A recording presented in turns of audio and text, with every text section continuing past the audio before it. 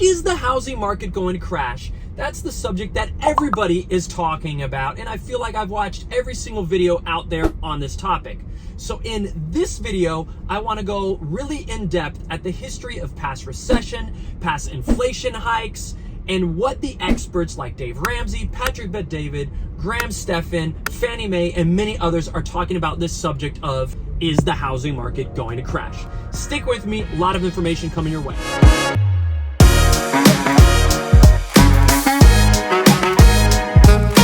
So Dave Ramsey recently made a video that at the time of this recording has well over 400,000 views, and it's asking the question. Anxiety hitting the real estate market. Desperation is at an all-time high. The real risk is affordability and recession. Is the housing market going to crash? This is a topic many experts are tackling, and therefore I wanted to compile a bunch of information from those experts and share it with you. And I know not everybody is a big Dave Ramsey fan. Just hear me out. We're looking at his data and we're questioning some of the stuff he's talking about. So stick with me here. But since I know you're probably short on time and you just want a quick answer, I'm going to summarize the entire video in just a few minutes. For those not familiar with Dave Ramsey, he's a personal finance host who teaches financial literacy, saving money, budgeting, and long-term investing. And he also owns several $100 million worth of fully paid off real estate. And he's been heavily involved in almost every aspect of the real estate industry.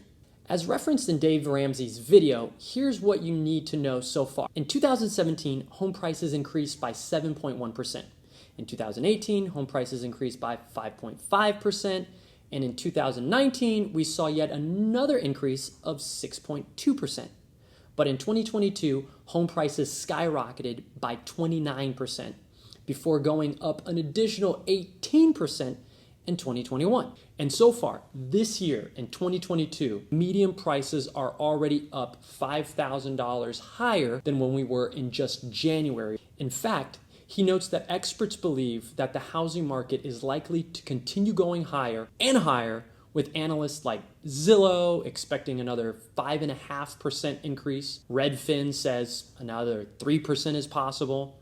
Fannie Mae is even estimating another 10%. Now, obviously, that type of price gain is by no means sustainable every single year.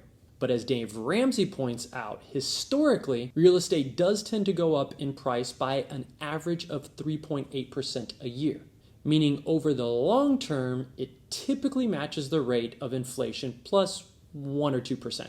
However, what's happening today isn't so much a matter of the housing market's in a bubble. It's the next 10x opportunity. BlackRock is evil. I told you, you never know what you're going to get in one of my videos. But seriously, it's actually a systemic issue about supply and demand. As Dave points out, since 1983, the number of homes on the market has decreased from its peak of, get this, 3.7 million in 2007 to now just under 1 million properties in 2022, which represents a nearly 75% decrease. The amount of new construction has also decreased from its peak of 2.1 million units back in 2007 to now only 1.8 million units, which is still lower than the amount of new construction that we saw back in 2002. Of course, we also have lumber prices, which saw a huge increase throughout 2020 and 2021, but now we're back at the same price we saw in 2018, and adjusted for inflation, get this, the cost of lumber is actually cheaper today than lumber costs back in the year 1978. Let that sink in for a second.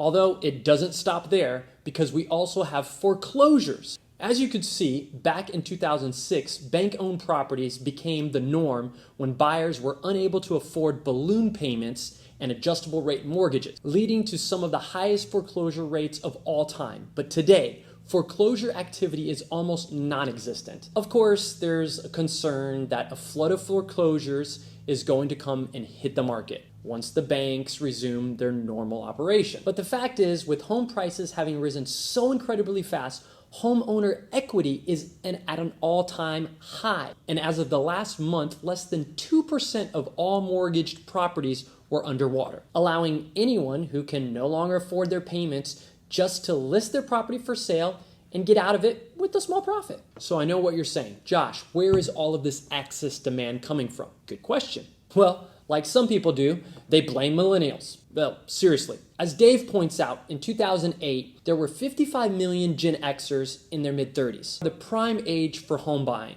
And today, that number has increased to 66 million millennials who fit that exact same category. So on screen, you see here, Dave Ramsey shows us that it's a 5 million person difference. What I'm counting was actually 11 million. I think their math was just a little bit off. But regardless, there are more millennials today than any other living generation. And with a higher population, thus the need for more homes. On top of that, Dave Ramsey noted that 18% of all homes purchased in the fourth quarter of 2021 were bought by individuals and institutional investors, with 75% of the sales being closed with all cash. Now, just for reference in terms of a percentage, this was 3 times higher than what we saw back in 2001. When you already have a real estate shortage, this makes the entire market that much more competitive. Because of that, Dave Ramsey takes the stance that most likely real estate will not see declines, simply because the fundamentals of supply and demand will not allow for it.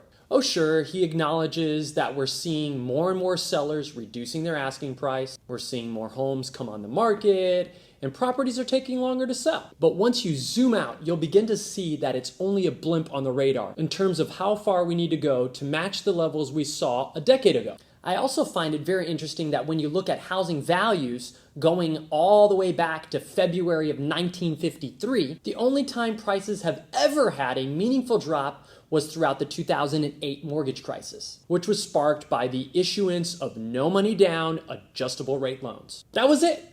Watch the movie The Big Short. However, not everyone agrees. And before we go into more data, look no further than Patrick Bet-David. He's another incredibly successful business personality and entrepreneur who makes the point that Dave Ramsey could be right, but this assumes that demand stays high while inventories stay low. And as we all know, that might not be the case. As Patrick points out, inventory is beginning to increase. And if the numbers continue at the same pace month over month, there could very well be a new equilibrium between supply and demand. After all, if sellers begin to see prices flatline, there's the possibility that they'll want to list their property sooner rather than later, thereby increasing the number of homes that are entering the market. And in a relatively short amount of time, we could see prices start to come down. If this happens right as we enter into a recession, while jobs are lost and interest rates increase, then there might be a possibility that the home price drops more and faster than expected. So to figure out exactly how much they could fall, look no further than more data. In fact, one of the first major real estate crashes that we should talk about happened in the year of, you guessed it, 1929. Just as the stock market peaked from record high speculation and borrowed money, the real estate market crashed right alongside with everything else. And historically, this was one of the worst real estate crashes in history. Home values plummeted by 67%, and it took nearly 3 decades for home prices to return to their pre-crash levels. Crazy. Then again, the real estate encountered more difficulty throughout the 1990s. Up until then, real estate was increasing because of new lending options, inflation, and a growing population. But the savings and loan crisis, interest rates, and the rise of home constructions dropped, and housing prices remained flat until the end of 1997. Then we have the one that all of us remember. That would be the housing collapse of 2008. This was caused by too many people speculating on the value of real estate, fueled by easy access to money. Money with adjustable rate mortgages that anybody could apply for as long as they could make the introductory rate payments. However, once those initial payments were up and homeowners could no longer afford them, they all began to sell at the exact same time, flooding the market with inventory. But once all of those homes couldn't sell at the same price that they paid for them, that fell back on the banks. And the banks didn't have the money to pay back the loans that were bought by investors. And that's when the entire financial system was about to collapse. Depending on the location, home values fell anywhere from 30 to 62%. Within a few years, the bailout was put together. And now, today, in the year 2022, prices are again at an all-time high. However, what I think is the most surprising from all of this is that with the exception of 1929 and 2008, real estate prices have remained fairly stable, like during and after World War II in the 1940s. Housing construction and prices boomed from a surge in demand, or like during the 1970s stagflation era, where stocks went down but real estate continued going up from increased inflation. During the 1980s recession, real estate remained high and even increased by 4.5%. The 1990s saw some market drop, but even the worst hit markets didn't decline more than 10%. Then you have the dot-com bubble. Also had very little impact on housing sales. In fact, in 2001, home sales climbed to an all-time high. So in terms of what we might see today, well, as a response to Dave Ramsey, Patrick Bet-David, and all the others talking about, is the housing market going to crash? Looking at all of the data, I couldn't find anything that suggests even if you quadrupled your money from 1970 through 2020,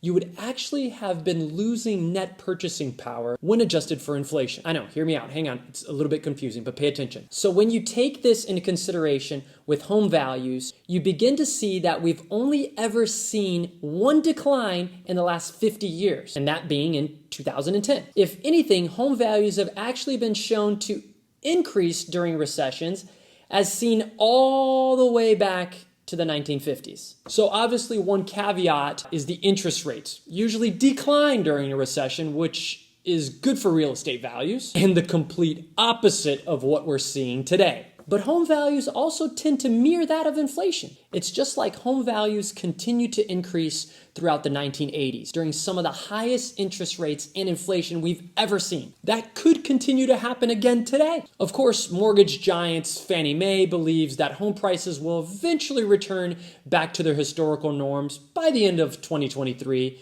with only a 3.2% increase. One analyst went so far to say that housing prices in the coming year should parallel inflation rates with a modest to no real return. But with leverage and locked-in mortgages below the inflation rate, homeowners' real net worth is likely to continue to increase. All of that to say, Dave Ramsey has a point. Even though, yes, real wages are down and shares of millennials who enter the real estate market continue to grow, and with rents having increased nearly 17% year over year, that will put more pressure on a housing market during a time in where inventory is substantially lower than it once was. Based on all the information I could possibly find, there is nothing, listen to me, nothing that points to a severe or imminent real estate crash. You don't need to take my word for it. It's all over the internet.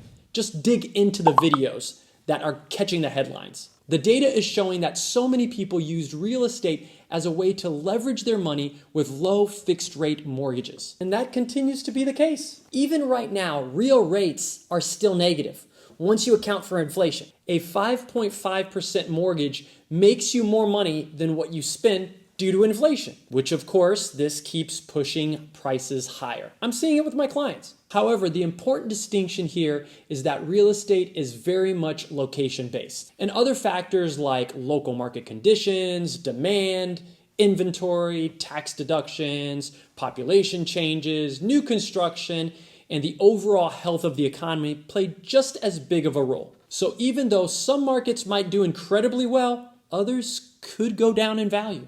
So it's impossible to give this a one-size-fits-all approach without taking everything into consideration. In terms of my own belief, for whatever that's worth, to me, the only logical situation for all of this is to simply allow for more building. And please make it easier for homeowners to add additional units without all the red tape that's out there. The future is bright for companies like Boxable, Cover, Roombus, and Nestron. I'll put a link to their websites down in the description below. Even though we might not have an increase of 5 to 10% every single year, a 2 to 4% increase will represent a much healthier and balanced market long term. And one last thing I want to say, do me a huge favor, hit that like button and hit that subscribe button for me, please. And with that said, until next time, this is your best friend that you didn't even know you had, Josh Grant. Peace.